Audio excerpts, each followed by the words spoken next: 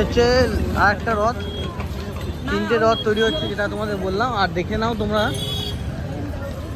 এই হচ্ছে মন্দিরে যা অবস্থা আজকে, মারাত্মক ভিড়, বিভৎস লাইন। এই একটা হচ্ছে লাইন, এখান থেকে শুরু হয়েছে, ভেতরে গিয়ে বিভৎস লাইন।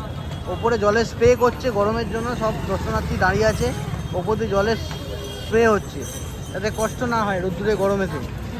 আর আমরা এখন বলেছি যে অন্য গেট দিয়ে ঢুকবো মন্দিরে, ঢুকে দর্শন করব, সাইড দিয়ে কোনো রকমের দর্শন যদি করা যায় করে আমরা বেরিয়ে আসবো।